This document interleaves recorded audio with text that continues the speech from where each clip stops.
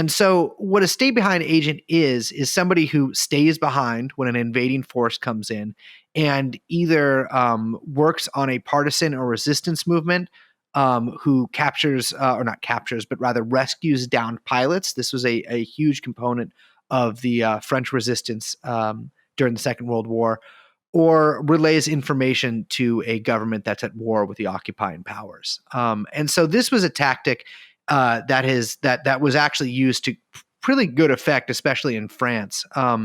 And so in the aftermath of the Second World War, this was, and in fact, the declining days, well, really during a lot of the Second World War, there were certain elements of the OSS and SOE who were on the lookout for men who might make good stay-behind agents in the event of another European war with, let's say, maybe a different power than Germany. Yeah, and the way that, we talked about the way that in Germany these structures got integrated into the German state in a very formal way.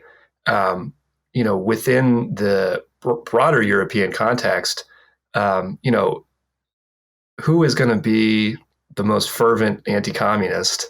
It's going to be fascists and neo-fascists. And I think that even amongst people in the OSS, and then later in the CIA who, were not themselves fascists, although many of them are, were, but even amongst those who, fascists. Yeah, exactly. Even amongst those who weren't, they saw no problem using these elements because they understood this is who's going to be motivated to actually fight, if it actually came to that. And then, of course, that's to get beyond the pretext of to fight against a Soviet invasion. Who's going to be willing to pull the trigger on their own, fellow countrymen?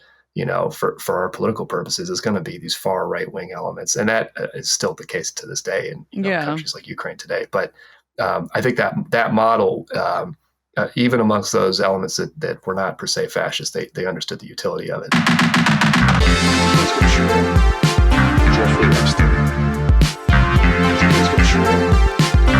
Jeffrey Epstein.